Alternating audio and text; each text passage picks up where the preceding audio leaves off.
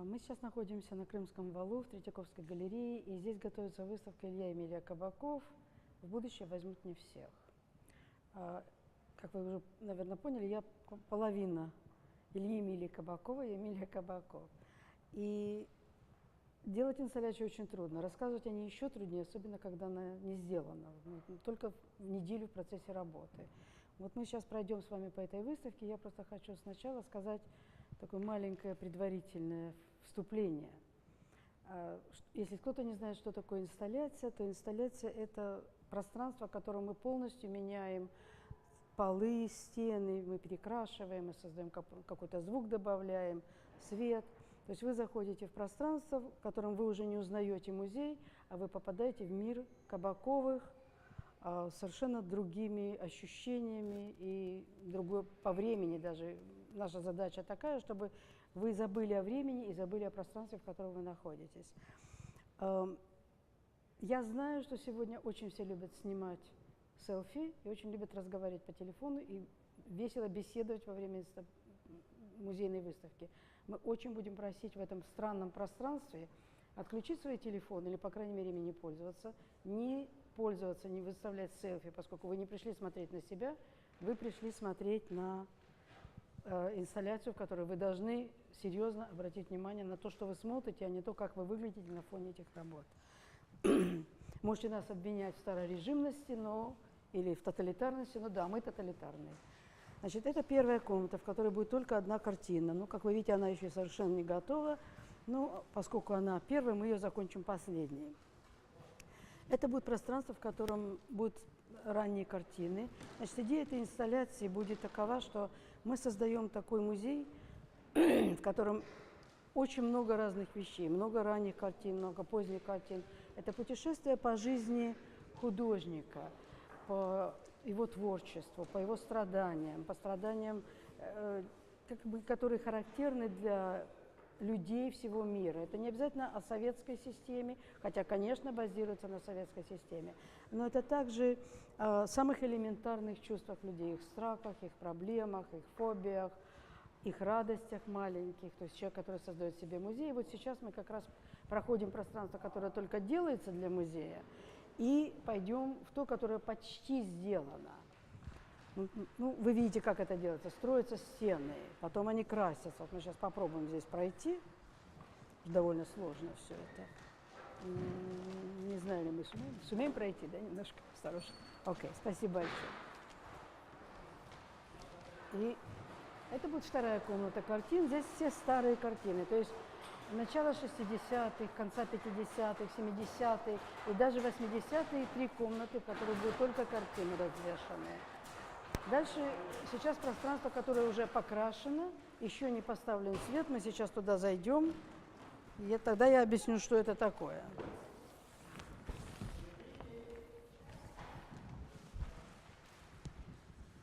Ну вот здесь как бы можно уже немножко почувствовать ту атмосферу, которую мы пытаемся создать. Это очень странная, можно сказать, что, ну, как сегодня все нам говорят, это коммунальный апартмент. Не совсем коммунальный апартмент, но что-то в нем характерно для коммунального апартмента или, во всяком случае, для общественных мест и личных мест того времени, это мы говорим о советском времени. Вот перед вами комната, о которой, конечно, можно сказать, что тут насыпали мусора, потому что она сейчас еще не готова. Вы видите работу в незаконченном состоянии, но если мы будем это делать каждые несколько дней, вы уже очень хорошо увидите, как меняется атмосфера, как меняются объекты, как мы ставим свет. Стены сейчас, вы видите, покрашены, вы видите объекты. Что тут такое? Тут человек, которому никто никогда ничего не сделал ему музей. Он тоже хочет попасть в будущее, но он настолько незначителен в этой жизни, что он придумал свой способ туда отправиться. Он создал музей своих воспоминаний. И вот эти все маленькие бумажки и объекты, конечно, они ничего не стоят, они ничего ни для кого другого не значат, но это о памяти его жизни. Это маленькие элементы его воспоминаний, хороших, плохих, абсолютно никакого значения не имеет. Для нас, для него – да. И тогда каждый из вас, заходя в это пространство, почувствует, наверное, такую солидарность с этим человеком. Да, У меня дома тоже полно вот такого мусора, который мне все говорят выбросить, а выбросить я это не могу, потому что это моя память, это моя жизнь. Это, может быть, принес кто-то, человек, которого я любил. Или это принесла какая-то соседка, которая потом умерла. Или это было в юности моей, кто-то мне подарил вот эту брошку или цветок, который там засохший. Этот человек сделал, и всего это музей. Но, конечно, в данном случае это музей художника. Кроме всего прочего мусора, это все взято по-настоящему из мастерской художника. То есть вы видите очень специфические элементы. Вторая инсталляция в этой серии, и это мы говорим о 80-х, 70-х годах, кроме «Мусорного человека», это было раньше сделано, еще в мастерской Ильи в 70-е годы. Это неожиданное какое-то, может быть, это инцидент, случай какой-то, который случился на коммунальной кухне, а может быть, это чудо, потому что женщина выходит на кухню утром, и вдруг она видит вот такое невероятное событие. У нее тут летают тарелки, вилки, кастрюли, сковородки. Казалось бы, не может такого быть. Но если вы очень внимательно посмотрите, то вы увидите на этих объектах маленьких беленьких человечков.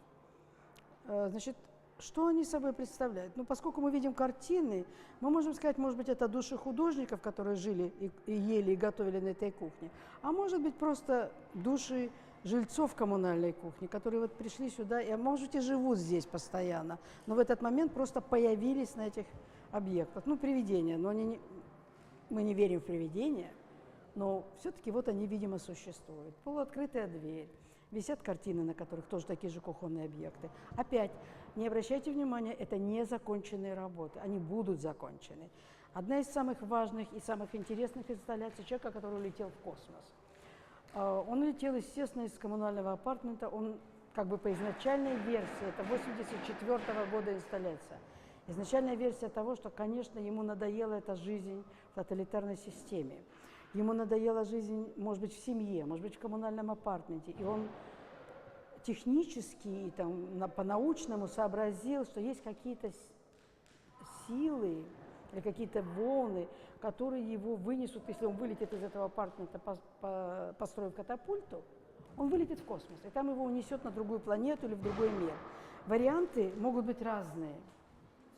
Объяснений тут миллионы. Каждый из вас может придумать свое объяснение.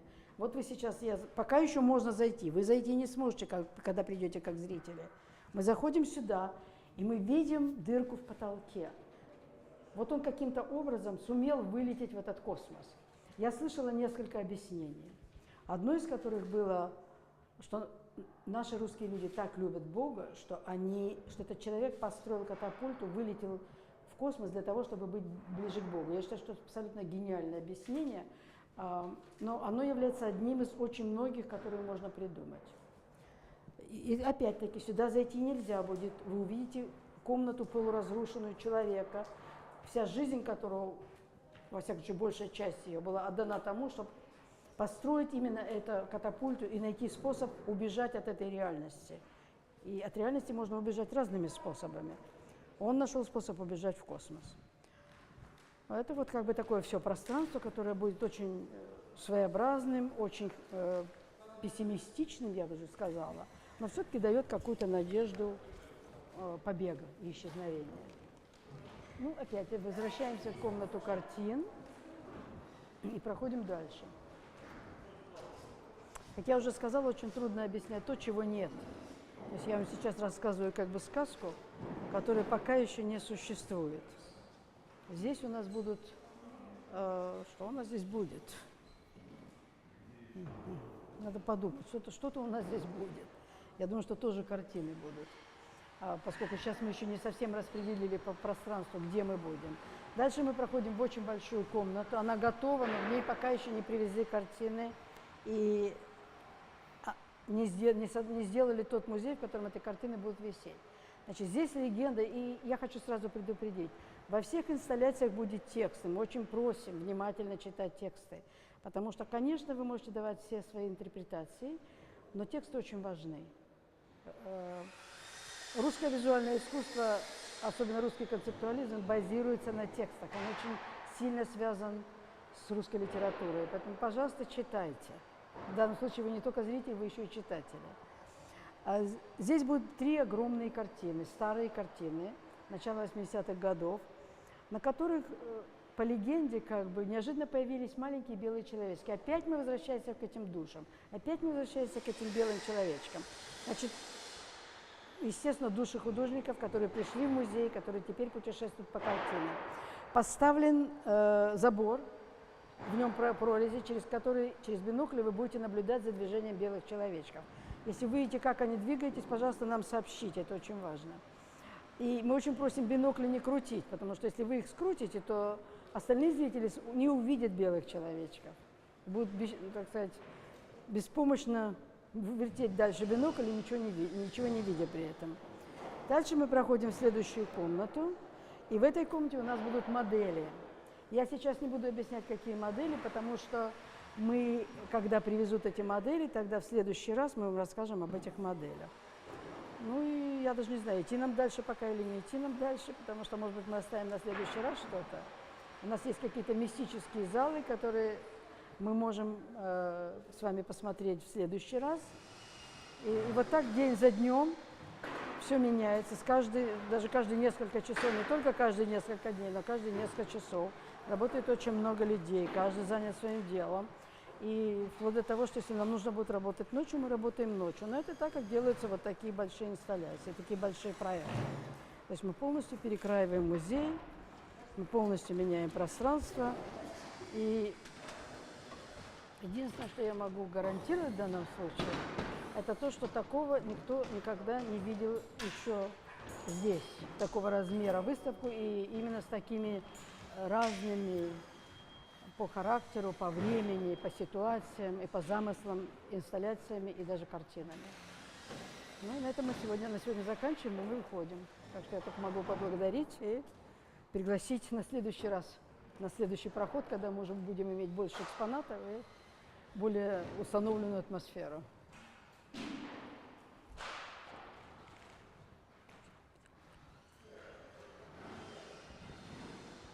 Выключайте.